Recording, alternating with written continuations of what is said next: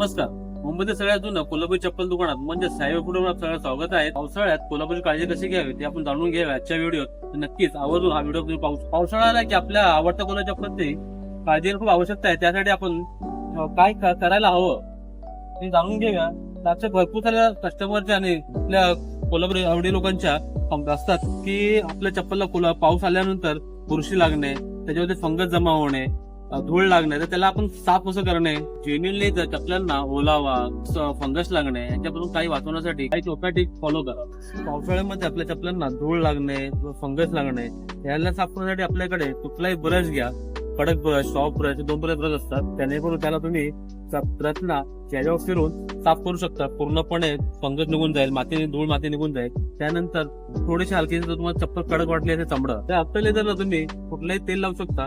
त्यानंतर लेदर थोडं सॉफ्ट झालं तेल लावल्यामुळे. ते तेल लावल्यामुळे चप्पलचा सॉफ्टनेसपणा, मऊपणा आणि टिकाऊपणा खूप वाढतो. तेल वर लावून झाल्यानंतर त्याला आपण एखाद्या कुठल्याही उत्तमपत्रामध्ये गुंडाळून कापडी पिशवीत घालून एखाद्या कुठल्याही चांगल्या ठिकाणी, कोरड्या ठिकाणी त्याला ठेवून द्यावं चप्पलला. त्यानंतर तुम्हाला कधी जेव्हा लागेल चप्पल 15 दिवस 20 दिवस काढून त्याला परत तुम्ही पॉलिश करू शकता. परत तुम्हाला जी जोडी आहे तशी तुम्हाला मिळून जाईल रोजच्या वापरण्यात येईल. पावसाळ्यात शक्यतो कोल्हापुरी चप्पल वापरणे टाळावे. आणि तुम्हाला आणखी काही जानकारी हवी असेल तर नक्कीच साहेबाला भेट द्या.